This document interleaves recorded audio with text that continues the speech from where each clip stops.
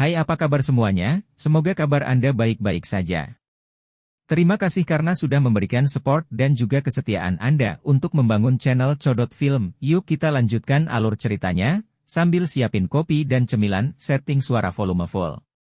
Gasken. Xiao Yan yang marah. Xiao Yan yang marah. Setelah upacara kedewasaan, Xiao Yan akhirnya bisa beristirahat. Hari-harinya, yang biasanya penuh dengan pelatihan, menjadi santai. Meskipun bahan yang sebelumnya dia beli untuk Foundation Elisir hampir habis, Xiao Yan tidak mempertimbangkan untuk membeli lagi. Dia sekarang akhirnya melangkah ke Duan Qi ke-8 dan pada tingkat ini manfaat dari Foundation Elisir hampir tidak ada. Sekarang meskipun Foundation Elisir telah kehilangan penggunaannya, Yao Lao menahan diri untuk tidak menggantinya dengan yang baru. Sebaliknya, dia memberitahu Xiao Yan untuk menggunakan periode waktu ini untuk bersantai dan menenangkan kondisi mentalnya. Cara pelatihan yang benar adalah berlatih dalam pertarungan dan beristirahat di antara mereka. Melatih diri sendiri sampai mati bisa menjadi bumerang dan membawa seseorang ke jalan yang salah. Selama hari-hari santai dan bahagia ini, Xiao Yan, yang terbiasa bekerja keras setiap hari, merasa bosan sampai mati tetapi dia tidak punya pilihan dalam masalah ini. Setiap hari, dia hanya akan menemani Sun Er berkeliling kota. Namun, terkadang dia pergi ke balik pegunungan untuk melatih teknik dounya. Xiao Yan saat ini tidak diragukan lagi telah menjadi fokus keluarga Xiao. Kemanapun dia pergi, tatapan hormat melekat padanya seperti bayangan. Dan beberapa salam hormat di sana-sini membuat Xiao Yan bertanya-tanya tentang perbedaan perlakuan sebelum dan sesudah penampilannya. Peng! Di hutan lebat dan rimbun di pegunungan belakang, bayangan kuat seperti monyet menghindar dan melompat dengan kecepatan yang luar biasa. Ia bergerak melalui hutan dengan cepat dan gesit, menghindari semua rintangan di jalannya. Kemudian, dengan bunyi keras, pukulan yang mengandung ki dan kekuatan ganas meretakkan batang pohon yang lebarnya setidaknya 2 hingga 3 meter. Retakan di pohon itu menyebar terus-menerus, dan akhirnya, dengan bang, pohon itu patah menjadi 2. Dengan gesit menghindari pohon yang tumbang, Xiao Yan melompat ke atas batu. Dia mengarahkan tangan kanannya ke pakaiannya yang tergantung di pohon tumbang dan spiral kekuatan tiba-tiba muncul, menarik pakaian itu ke telapak tangannya. Menyeka keringat dari alisnya, Xiao Yan mengembuskan napas dan perlahan mengenakan pakaiannya. Mengenakan pakaiannya dengan berantakan, alis Xiao Yan tiba-tiba terangkat. Dia menyipitkan matanya saat dia melihat ke arah luar hutan dan tertawa kecil. Mulut Xiao Yan berkedut menjadi senyum muram saat dia menepis daun di pundaknya dan mulai berjalan keluar dari hutan. Di hutan, cahaya dari matahari jatuh ke tubuhnya, merembes ke tulangnya dan memberikan perasaan nyaman yang hangat jauh di lubuk hatinya. Menutup matanya saat dia menyesuaikan diri dengan sinar matahari, Xiao Yan sedikit memiringkan kepalanya dan melihat sosok wanita di atas batu tidak terlalu jauh darinya. Matahari menyinari sosok halus gadis tinggi anggun itu, menonjolkan lekuk tubuhnya yang menawan terutama sepasang kakinya yang panjang, ramping, dan seksi. Melihat Xiao Yu yang sedang duduk diam di atas batu, Xiao Yan meletakkan tangannya di belakang kepalanya dan perlahan berjalan menuju batu raksasa. Dia menatap kecantikan tanpa ekspresi, tatapannya tertuju pada sepasang kaki sensualnya, bertahan di sana lebih dari sesaat. Dia kemudian mendengus dan mengeluarkan komentar angkuh, "Kakimu indah. Tidak perlu memamerkannya." Hanya dengan beberapa kata, wajah dingin Xiao Yu yang dingin berubah menjadi gelap. Dadanya sedikit terangkat, Xiao Yu menggigit giginya dan dengan dingin menjawab, "Apa kau tahu kenapa aku datang mencarimu? Untuk memukuli saya?" Menarik tangannya dari hidung, Xiao Yan dengan santai menebak, tertawa kecil.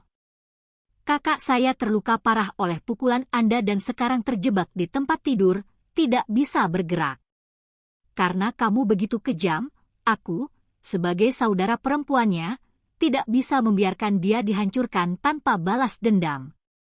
Sepasang mata indah Xiao Yu memelototi Xiao Yan, penuh kebencian. Mulutnya membentuk seringai sinis, Xiao Yan memiringkan kepalanya dan mencibir, "Kalau begitu katakan padaku, dari sudut pandangmu, dalam contoh seperti itu haruskah aku tetap diam dan menerima serangannya, membiarkan dia mematahkan lenganku dalam prosesnya?" Xiao Yu menggigit bibir merahnya. Dia masih dengan keras kepala memusatkan perhatian pada Xiao Yan, matanya yang dipenuhi dengan kebencian tidak berkurang sedikit pun. "Tidak.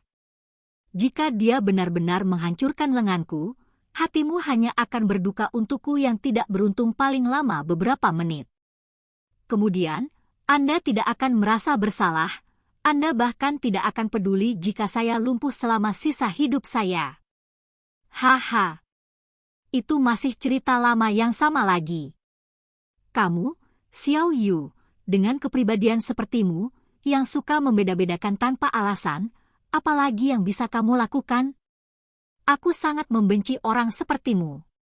Jika saudaramu adalah manusia, bukankah aku juga manusia?"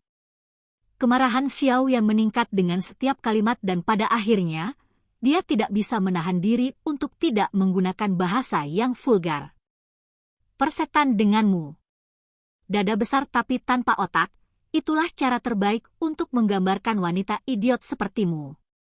Xiao Yan, kamu bajingan kecil. Tutup mulutmu."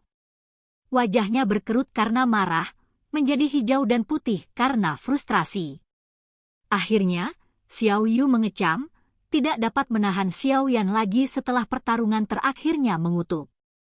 Melihat wajah cantik Xiao Yu berubah pucat, mata Xiao Yan dipenuhi dengan amarah yang membara saat dia mencibir dan menampar bibirnya, hatinya menahan sedikit kegembiraan. Mengambil napas dalam-dalam, Xiao Yu perlahan memadamkan amarah di dalam hatinya dan menggunakan kakinya yang panjang untuk melompat turun dari batu. Dia mengertakkan gigi saat dia berkata, "Tidak peduli apa, aku tidak akan membiarkan bajingan kecil sepertimu pergi dengan mudah hari ini." Setelah mengatakan itu, dia melangkah maju dengan kaki kirinya dan, dengan anggun menggerakkan tubuhnya yang halus, kaki kanannya terentang ke depan dengan peluit udara saat dia dengan kejam mengarahkan tendangan ke kedua kaki Xiao Yan. Dengan gerakannya yang tiba-tiba, Xiao Yan hanya bisa mengutuk dan dengan cepat melompat mundur, hampir tidak bisa menghindari tendangan Xiao Yu. "HMPH, tidak peduli seberapa berbakatnya kamu hanyalah seorang 8 Duan Qi. Jika saya tidak memberi Anda pelajaran hari ini, kesombongan Anda bisa mencapai setinggi langit." Melihat Xiao Yan, yang terus-menerus menghindari serangannya, dia tertawa dingin saat kakinya yang panjang dan ramping menari di udara seperti badai. Tendangan yang keras membawa hembusan angin kencang, melemparkan dedaunan ke tanah. Xiao Yu memiliki kekuatan doze 3 bintang, jauh lebih kuat dari Xiao Ning. Dalam serangan gencar yang begitu cepat, Xiao Yan bahkan tidak bisa menemukan kesempatan untuk menyerang balik, dia hanya bisa mengelak. Meskipun hanya bisa menghindari kesibukan tanpa henti Xiao Yu, wajah Xiao Yan tetap tenang. Dia menyipitkan mata sedikit dan dengan tatapan tajam dia terus mencari kelemahan lawannya untuk dieksploitasi. Xiao Yan memblokir rentetan tendangan Xiao Yu yang terus-menerus dengan lengannya, tapi dengan setiap pukulan lengannya menjadi sedikit lebih sakit. Sungguh, sepertinya Xiao Yu bukanlah orang yang benar-benar idiot, dia tidak berusaha sekuat tenaga untuk menangani Xiao Yan dan meskipun serangannya tampak agresif, mereka paling banyak akan menyebabkan cedera jangka pendek. Melihat sosok Xiao Yan yang buru-buru mundur, bibir merah Xiao Yu terangkat dengan kepuasan. Dia berjingkat ke depan sedikit dan sekali lagi dengan ganas bersiap untuk melancarkan serangan. Tapi ketika dia memulai serangannya, Xiao Yan, yang telah menghindarinya sejak awal, tiba-tiba berubah dari seekor domba jinak menjadi serigala ganas. Dengan telapak tangan melengkung Xiao Yan menunjuk ke arahnya, Xiao Yu merasakan kekuatan hisap yang kuat tiba-tiba menariknya dan dia tersandung ke depan. Saat tubuhnya mencondongkan tubuh ke depan, Dou Qi di tubuh Xiao Yu dengan cepat berkumpul di kakinya. Dia hendak berdiri kokoh di tanah, namun, gaya isapnya tiba-tiba menghilang dan sebagai gantinya adalah gaya dorong yang kuat. Dengan tarikan dan dorongan, Xiao Yu akhirnya kehilangan keseimbangan dan terhuyung mundur beberapa langkah, tiba-tiba jatuh dan mendarat di pantatnya. Tiba-tiba didorong oleh ledakan keterampilan Xiao Yan yang tiba-tiba, Xiao Yu tampak sangat terkejut. Dia benar-benar lupa untuk segera bangkit kembali dan ketika dia akhirnya tersadar dari linglung dan mencoba untuk bereaksi, sesosok yang menyerupai harimau ganas turun dari langit dan menjepitnya erat-erat ke tanah. Motserfker, tuan ini akan memperkosamu hari ini. Tel, perhatikan bahwa novel ini tidak. Saya akan membiarkan bab selanjutnya menjelaskannya.